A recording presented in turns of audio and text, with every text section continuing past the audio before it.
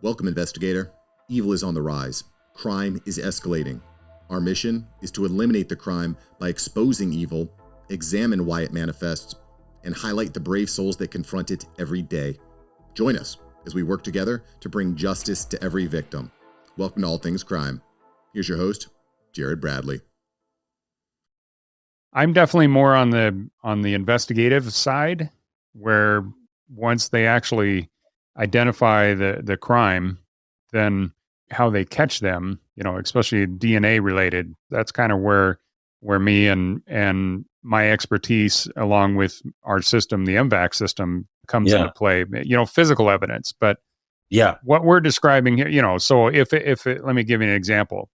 If a kid is kidnapped, for example, and they find his backpack or something like that, then we can use the M-Vac to try to get the perpetrator's DNA from areas of the backpack that he might have grabbed in order to force a kid into a car, something like that. That's kind of where we come in. But in dealing with the after effects of whatever trauma this child is going through, even a botched kidnapping, that the kid walking along the road that he's probably, or the street, he's walked that 100 times or 1,000 times before with no problems. And now all of a sudden somebody drives up and tries to grab him and throw him into a car.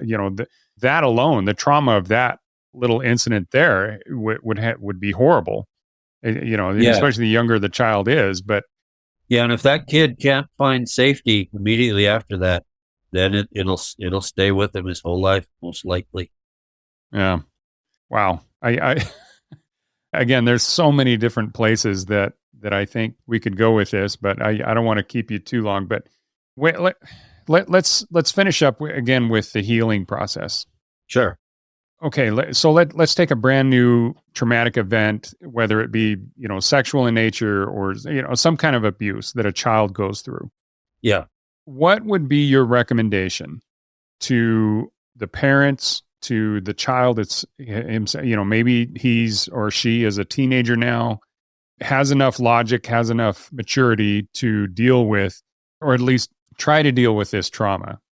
How would you recommend they initiate the process? Right.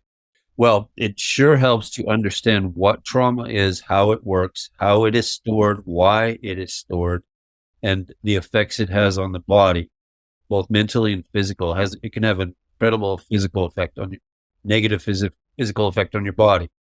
So the book I wrote, Heal, which you can go to Jimmi Toro, JimmiToro.com. The first half of the book explains all of that like we've been talking. It goes into that in detail.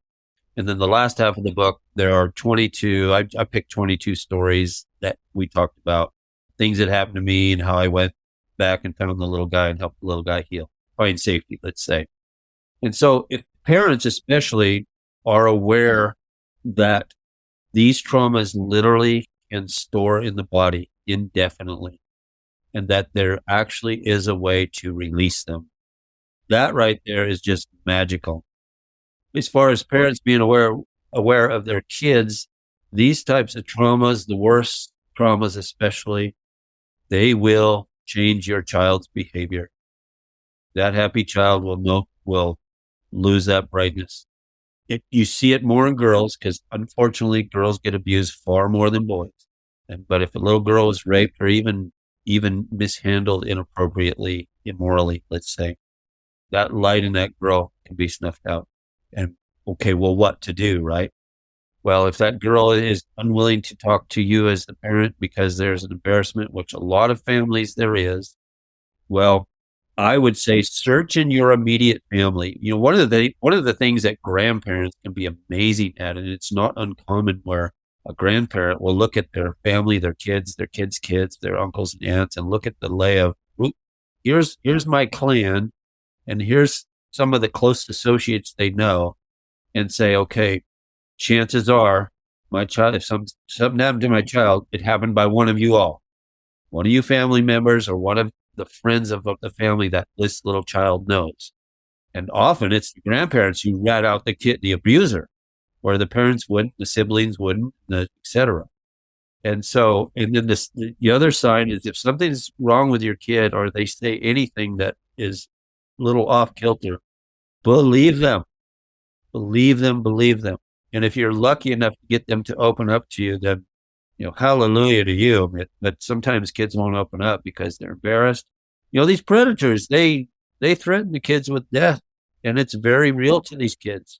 And they say, if you say something, I'm going to kill your sibling. Well, they do. It's not just a veiled threat. They often use tactics like, well, it's our little secret. And so they are so good at manipulating kids, and kids are at such a disadvantage mentally and physically to fight back or even know what to do. But if you notice anything awry, then it probably is. And then you can become smart. You can start investigating. You can start understanding. You can reach out and try to find a good therapist that would fit your child's needs. But it's a long road. There's a lot of sadness attached to it. But that's the way life is, right? And whatever you do, don't stop. What seems so daunting at first, if you keep at it, your courage and bravery grows. The daunting task doesn't change. So allow it to be an opportunity in your life to become smarter and more courageous. But whatever you do, face it head on. It's magical.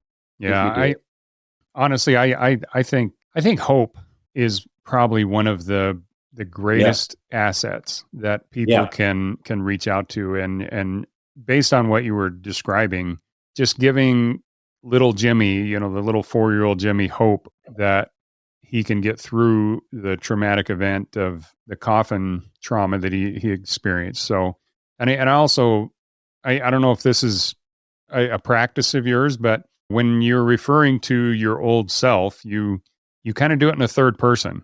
Is that a technique that you use? Well, it's fascinating. When you go back, if you have a memory of something that traumatic happened to you, with the right help and the right knowledge, you want to go back and remember as much as you can. It's not uncommon in these situations to not remember all the detail, to remember more fragments of it. But you want to try. You literally want to go back head on into this. Well, when you do that, it's really strange in some way because the adult you is different than the little you. And yet it's you.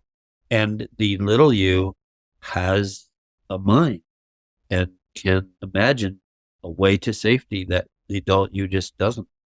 It's like there's two of you going on, and yet it's you.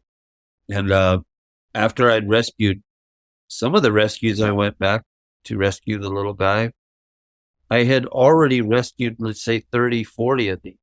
And I was able to go back with a small little army of little Jimmies, let's say, and go rescue and comfort one who was in danger. And so they are like little individuals, but they're all you. That's just the reality of it, because that little you back in that period of time years ago, you had a mind. You were scared to death. Given the hope, like you say, that's really what I provided. The adult you provides that little you is the hope. I'd whisper in his ear, "What do you want to do?" And I could see his whole face go from horror to like, "Really? You could do that?" I'm like, "Yeah, you can do that. You can make up anything. You can have a magic sword appear in front of you and you can slay the people, or you can have a room." Several times he created this room, just space that we could go to, and it was floating above the earth, and we went to it. He felt safe there because he felt distant from those who were abusing him. Several times surprised me after getting him out of he got out of a tough situation. I said, "What do you want to do now?" He says, "I want to go play." I'm like, "Play?" Yeah. We created a make-believe playground, and there were friends there, and he went and just played for hours.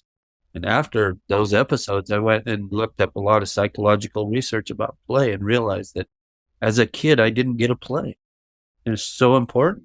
Even as an adult today, I love to play.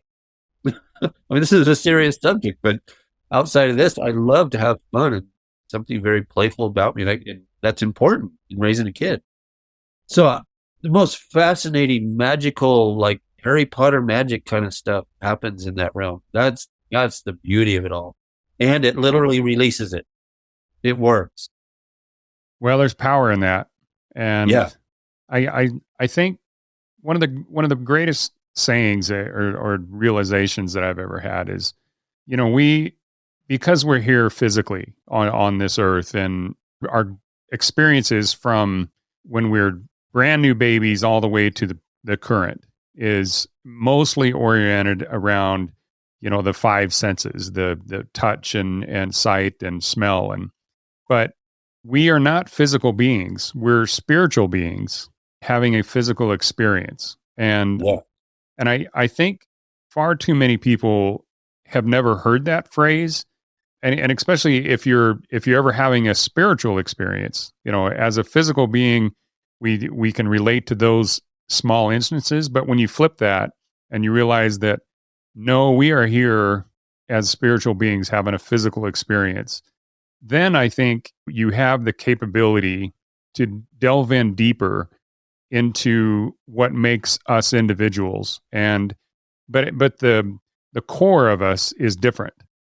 If you think about, and again, I'm kind of in over my head, but I do have a strong spiritual background, and I believe that when we look at ourselves as spiritual beings, and yes, we had physical trauma, we had mental trauma, we had emotional trauma, but if we keep the core of our spiritual being and who we are, and that's untouchable. It doesn't matter what kind of trauma we go through physically, your spiritual being never changed, and that's always being protected. And my belief is that's protected by God. And to me, that's where my hope stems from.